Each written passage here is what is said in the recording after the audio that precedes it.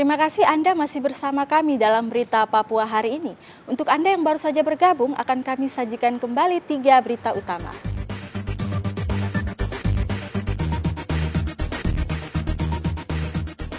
Positif COVID-19, Kepala Dinas Kesehatan Kabupaten Pegunungan Arfak meninggal dunia.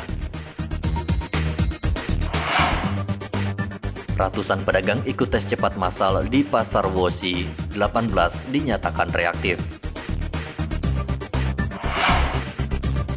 Tersesat selama 12 jam di dalam hutan, seorang pemuda ditemukan lemas.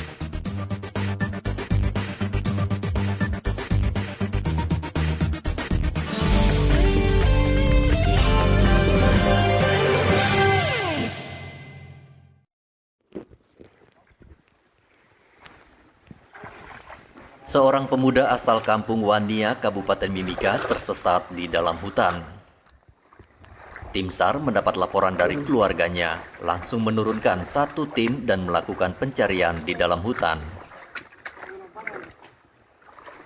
Pencarian dilakukan selama 12 jam, tim SAR akhirnya menemukan Syarif dalam keadaan lemas. Kepala Kantor SAR Mimika, Monce Bruri, mengatakan Syarif masuk ke dalam hutan untuk berburu, namun dirinya lupa jalan pulang.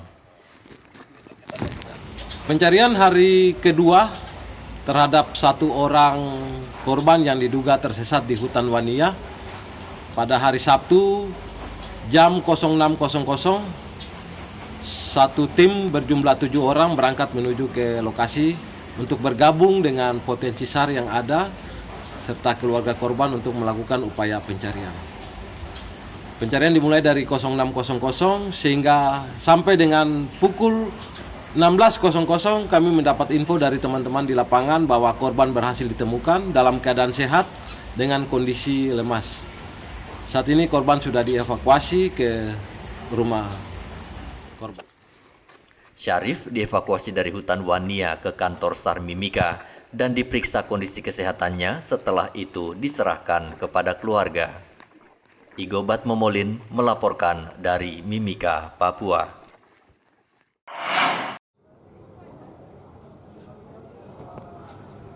Akibat pandemi COVID-19, tindak kriminal di Kabupaten Merauke turun.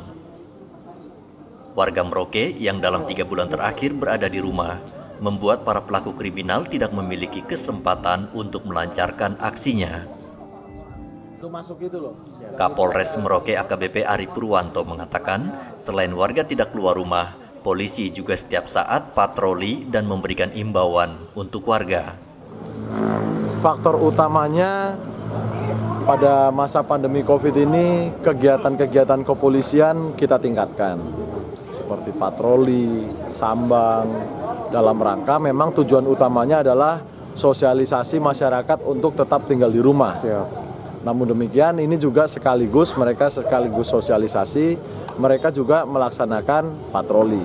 Di titik-titik yang menjadi pusat keramaian masyarakat pada saat itu. Dan di sisi lain, masyarakat pada masa pandemi ini mereka banyak aktivitasnya di rumah ya. Daripada mereka keluar ataupun berkeliaran di kota-kota Merauke atau di luar Merauke, sehingga ini juga berdampak ketahanan keamanan di lingkungan tempat tinggal mereka tentunya juga semakin kuat karena masyarakat dalam ikatan keluarga mereka semuanya banyak tinggal di rumah. Jadi ini tentunya mengurangi kesempatan para pelaku kriminal untuk melakukan aksi. Sampai berapa persen Pak Kapolres penurunan kriminalitas? Penurunan untuk tingkat kriminalitas sampai 30%. 30%. Ya, mudah-mudahan ini tetap bertahan dan nanti kita akan evaluasi lagi 2 bulan ke depan. Jenis kriminal apa saja, Dok? Kapolres yang kriminalitas yang masih menonjol adalah kriminalitas yang berhubungan dengan kekerasan seperti curat dan penganiayaan. Kapolres juga meminta warga tidak berkerumun dan wajib menerapkan protokol kesehatan setiap beraktivitas. Muhammad Ridwan melaporkan dari Merauke, Papua.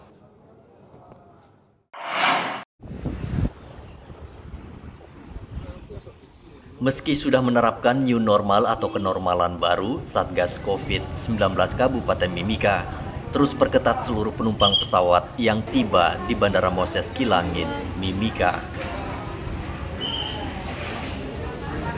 Penumpang yang tiba wajib menunjukkan surat bebas COVID-19 dari daerah asal serta mengisi data diri.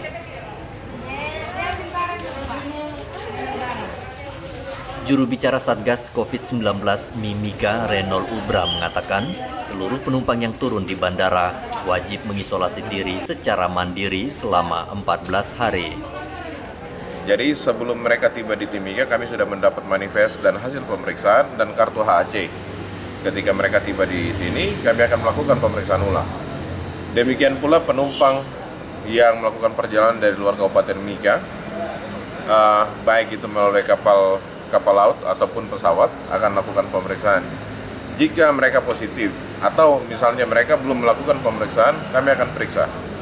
Dan itu sistemnya berbayar dan ditemukan reaktif, maka akan kami isolasi di Wisma Atlet dan akan kami jadwalkan untuk pemeriksaan PCR dengan biaya sendiri.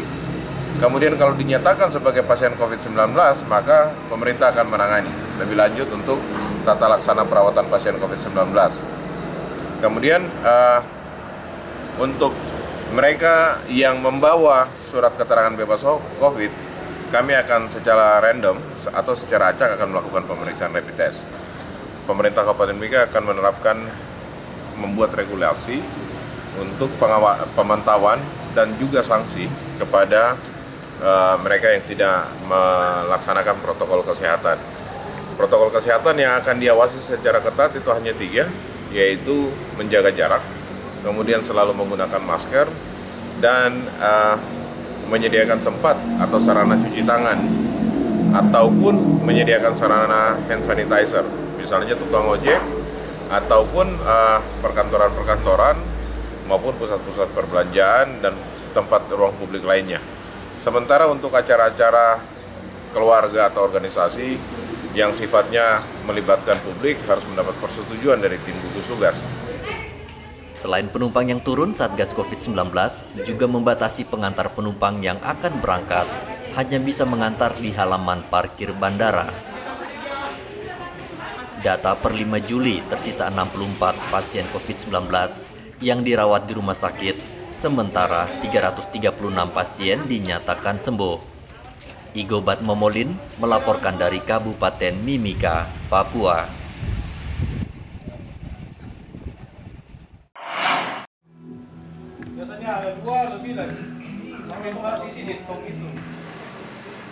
Ratusan warga Polimak Kelurahan Ardipura, Kota Jayapura menerima paket sembako dari Yayasan Pundi Amal Peduli Kasih SCTV Indosiar.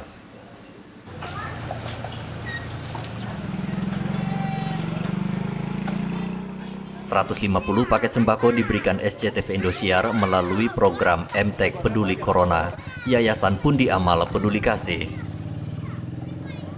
Bobi Paat, selaku Kepala Transmisi SCTV Indosiar Jayapura, mewakili manajemen MTEK menyerahkan sembako dan masker. Warga yang berdomisili di sekitar kantor pemancar SCTV Indosiar sangat antusias menerima bantuan sembako dan masker. Untuk mencegah agar warga tidak berkerumun, penyerahan menerapkan protokol kesehatan seperti wajib memakai masker dan jaga jarak fisik. Ketua RT 01 Polimak Petrus Soumilena mengaku senang adanya program MTEK Peduli Corona, sangat membantu warga yang terdampak di sekitar pemancar. Kami sangat berterima kasih atas bantuan yang diberikan oleh MTEK Peduli Corona, Yayasan Pundi Amal Peduli Kasih SCTV Indosiar terhadap warga kami di sekitar stasiun pemancar televisi SCTV Indosiar Jayapura.